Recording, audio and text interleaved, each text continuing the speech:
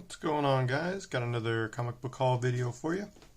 I've got 2 stacks of books here from Black Friday sales from some local comic shops. So Black Friday was about 3 weeks ago now. So I'm pretty sure all of these books were $1. The first batch is from Pop's Comics. It's the closest comic book store to me. That's where I get my new books from. They had a really good Black Friday sale. They have a lot of toys and Funko Pops, as well as comic books. And I picked their dollar bins pretty clean over the last year or two. But they put out 5 new long boxes full of new dollar books that they hadn't put out before. So I was happy about that and stopped by to go through those. And this first batch is what I found in those the new dollar boxes. So we'll get started here. This first is Devil's Reign Chapter 4. This is the Ballistic and Wolverine crossover, or book, I guess. I'm just trying to complete this Top Cow Marvel crossover goodness with some of my favorite characters. So I think it's about a 8 or 9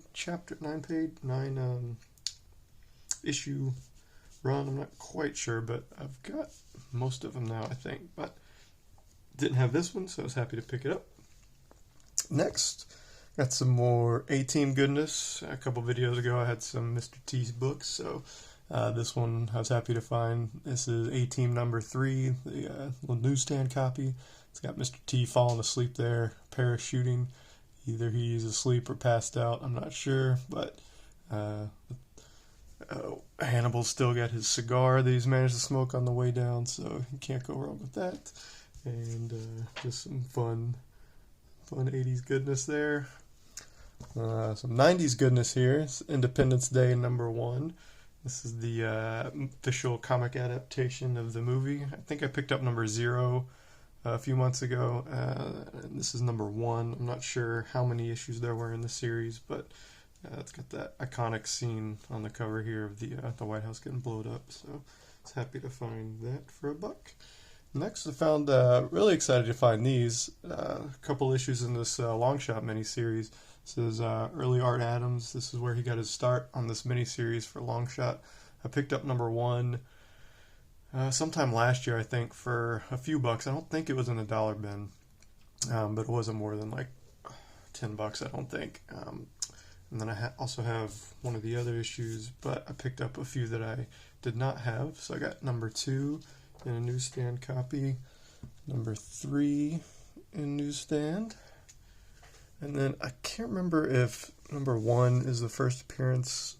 I know 1's the first appearance of Long Shot, but I know Mojo's first appearance is in here somewhere too, probably on one of the earlier issues. I'm not sure if it's 1, 2, 3, or 4. Then I got number 4 in a newsstand, cool She-Hulk cover and Spider-Man on that, and then I got the direct issue, or the direct edition. That one's got Mojo there, it looks like, in the UPC box. So that might be his first appearance, maybe 3 or 4. So I was real happy to find those. Some more 90s goodness here. New Warriors number 1. Finally found this is the direct. I think I found the newsstand in pretty beat up shape last year, and I found the second printing as well. But this is the first time I found the second printing. Did I just say first printing? I don't know. I found the second printing more recently with the gold cover, but this is the first printing, so I was happy to find that. I think I've talked about this before. I think this is the very first number 1 issue that I remember buying that was a Marvel comic, because back then they didn't reboot everything, all the titles and stuff. They were all ongoing titles, so when a new number 1 came out, it was a very big deal. So when this came out, I think this was the first issue that I bought for a new Marvel title, so pretty nostalgic about that, and I was happy to find number 1.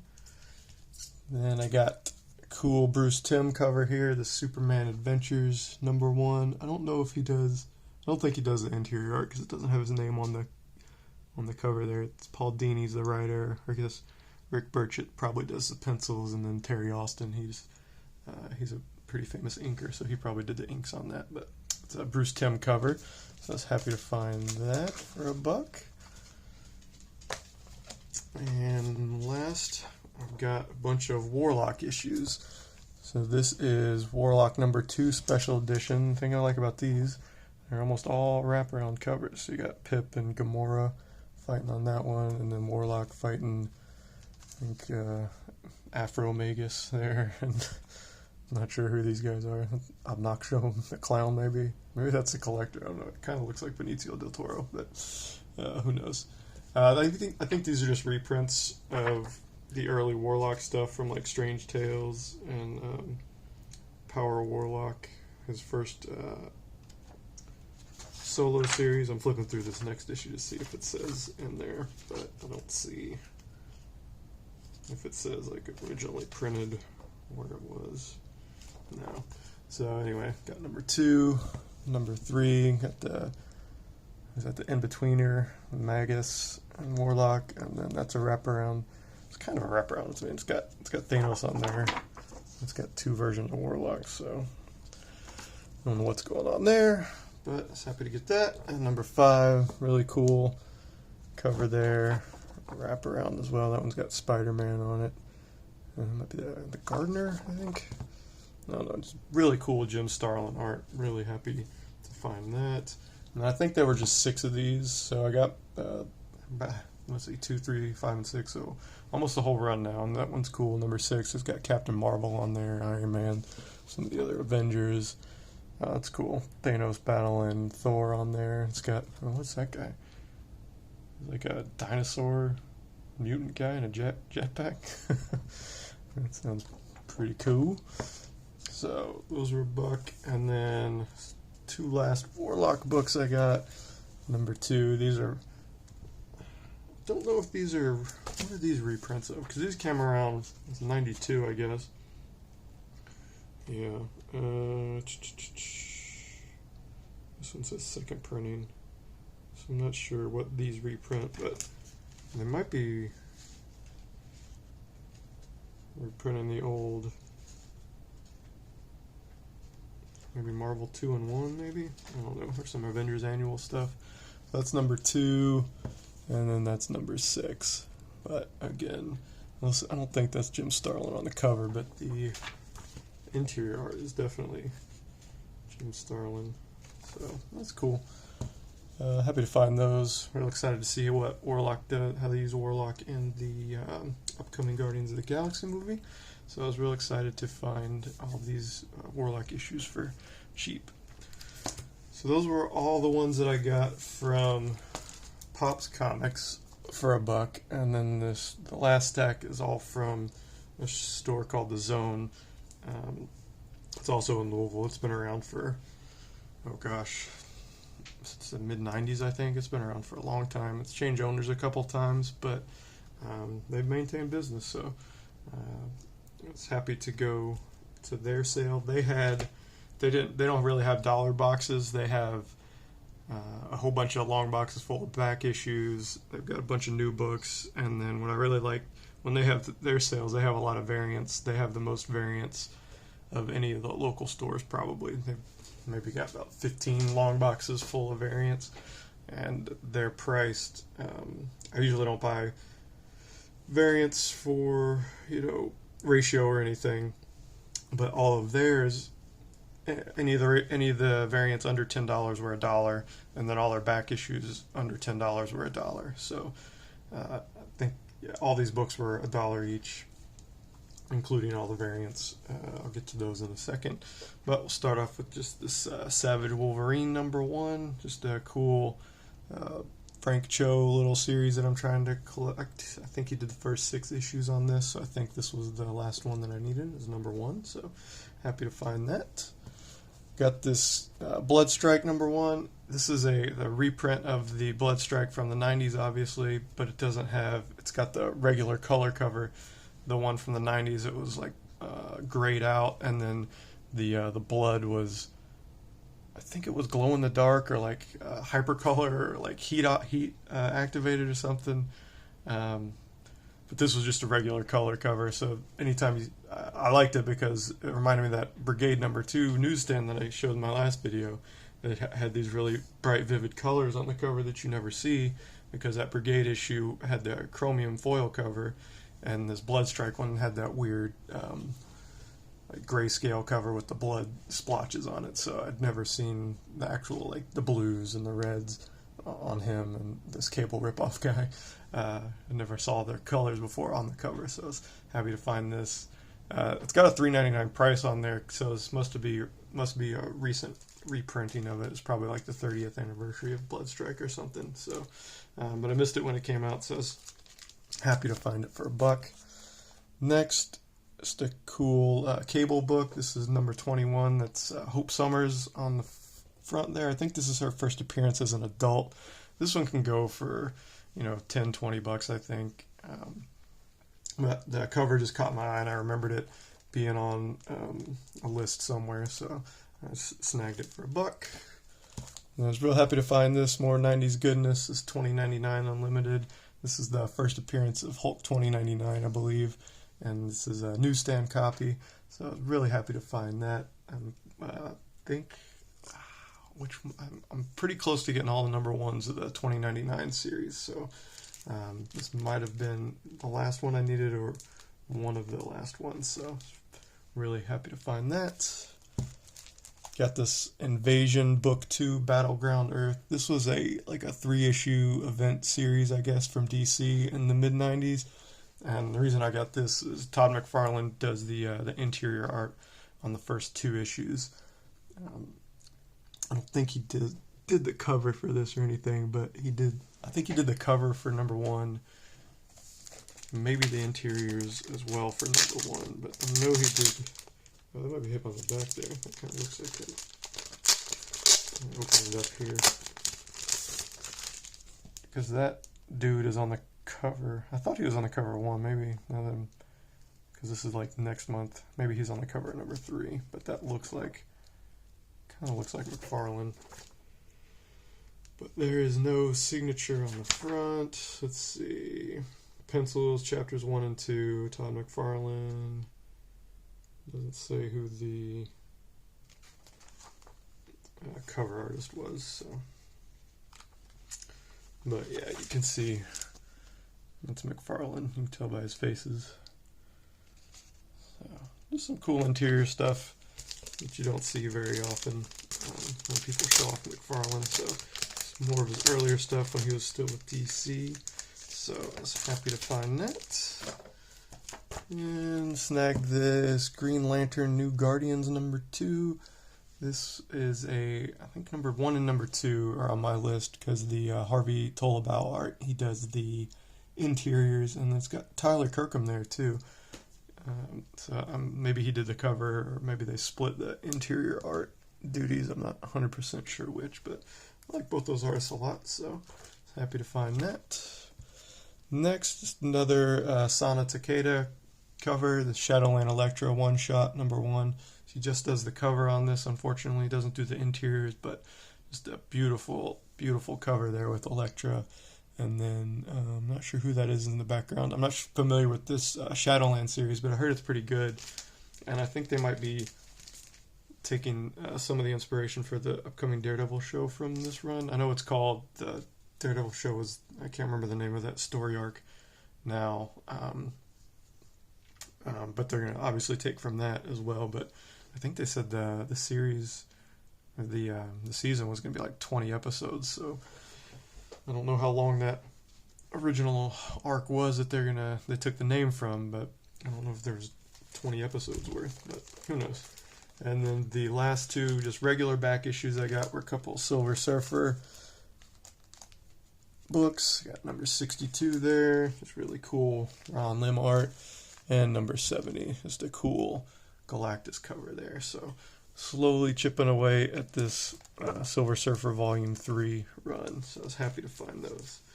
And then, let's see, most of the rest of these are going to be the variants. Well, most of them, I guess, yeah. So. Alright, Wildstorm number 7, just a cool Jim Lee cover. He did all the B covers up to, maybe up to 12, I think. So I'm trying to put those together, and I'm enjoying the story too. I've been checking out the trades from my library and reading those because I just like doing that because you can read it all at once as opposed to just waiting to find all the issues and then read them that way. I like reading through trades more. So I'm enjoying that. And then I just found this cool Moon Knight. This is from the current series. This is number 13. This is I think this is an E.M. Geist cover. This was just a B cover or something. It wasn't a ratio or anything, but the cover price was $4. They were originally charging $5, so I got it for $1. So happy to find that. And I got some really cool turtle incentives.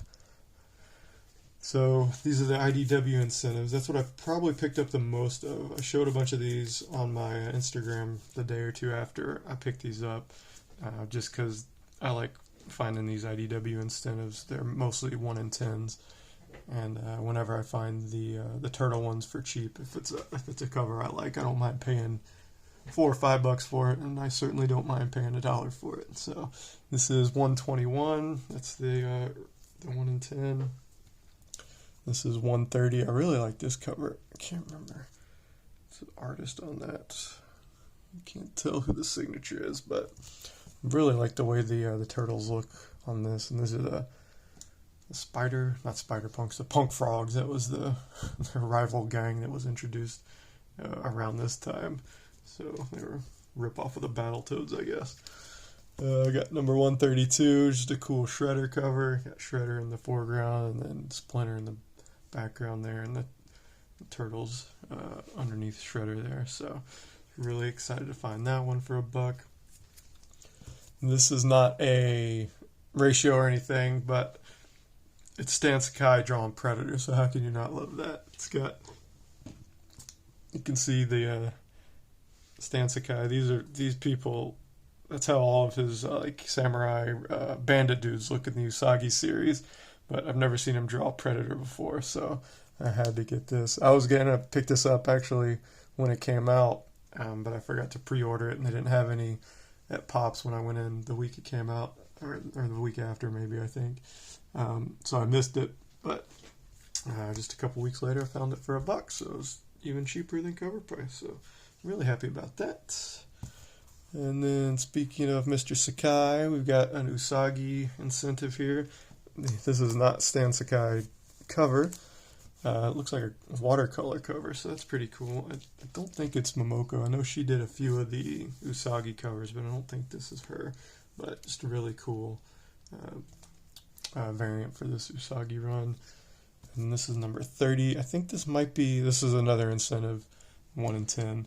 I'm not sure who the artist is on that. That's not Sakai either, but it's a cool cover fighting the evil bat dudes. And I think this might be, it's either 30, 31 or 32. I can't remember. It's right around this where the Usagi run. Oh wait, does it say? It is part 2. So I think that was a 3-part series. So 31 might be the last one. And and IDW is losing the license. And I think it's going back to Dark Horse. So I enjoyed the IDW run a lot. I think I've got all the issues now. Maybe missing one, I think, but almost all of them. I ordered a few, the ones that I needed off the IDW website about a year and a half ago, but I'm not sure if I've got them all or not. But regardless, I was happy to find number 30 incentive for $1. Then I got some cool Revolution books. This was, I guess, a big crossover series that IDW did with all their licensed properties. They got Transformers. I think Mask was a part of it. I know Rom was a part of it. He's there in the middle between Optimus and Soundwave, so that's pretty cool. And this is they must have done more than one retailer incentive. So that's the RIA cover. So likely there was an RIB, but really like that. So snag that. And then this one is, that one's number 3, RIB. So that's got Rom and somebody else. I'm not sure who that is, but I like that cover a lot too, so happy to find it. And then, is that a connecting? This looks like a connecting cover. This is RIA for issue 5. Got Soundwave, Scarlet, Rom on there. You got Roadblock, half of Optimus. So let me see if this is a wraparound or it's not a wraparound. It's definitely a connecting cover. Nope. No wraparound. So it must be a connecting cover with RIA for 4 or something. So I have to keep my eyes open for that one. And we got the Last Revolution book. This was just the regular cover for number 1. I just found this one in the regular back issue bin after I had pulled out all those variants. So I guess I'm collecting this one now. I don't think it's a very long series. I've got 5, so it's probably like 5 or 6 issues. So just cool crossover goofiness, I'm sure. So I was happy to find that. I'm really excited to find this Saturday Morning Adventures G.I. Joe Real American Hero number 2. This was kind of the miniseries they did where it's drawn in the style of the old Saturday morning cartoon, obviously, hence the name Saturday Morning Adventures. And this is number 2. This is the incentive, 1 in 10. So I was happy to find that for $1. And then this is the regular cover for that. It's got Bat Trooper on there, so nice. Number 3, got the Terradrome and some dude who looks like he's from Dragon Ball. I'm not sure who that is, but I'm sure it's entertaining. And then this is cover B for number 3. It's got cool Cobra Commander. Oh, he must be a genie or something because he's rubbing a lamp and he's coming out of that. So yeah, that's interesting. I don't remember if they ever did that in a cartoon or not, but I wouldn't put it past them. Those are some goofy cartoons. And then let's see, last 3 G.I. Joe books here. These are all Freddie Williams covers, and they all connect. So I got 288, 289, and 290. I don't know if I'll be able to get them all in frame here. Doesn't look like it. But trust me, they connect. So, really enjoying Freddie Williams art. So, unfortunately, he only does the cover on these. He doesn't do the interiors. 288 is a better look. 289 and 290. And I think these might actually be a set of 6 connecting covers. There might be like that row that I just showed you, and then another row below it. I'm not sure. And then we'll finish it up. Finish it up with some Transformers books. Got number 26, another beautiful Freddie Williams cover, and this one is a wraparound. Oh, man, I just love how he draws Optimus Prime. It just looks so cool. So it's got just a cool wraparound with, I'll open this up, with Prime fighting Megatron. Look like freaking kaiju going at it. They're so big and angry. It's great. I love it. It's really cool art. I was happy to find that. And then we'll finish it up with some King Grimlock books. So this is a relatively new series, but I didn't want to pay cover price, $5 for them. So when I saw them in the back issue bin for $1 each, I was happy to grab those.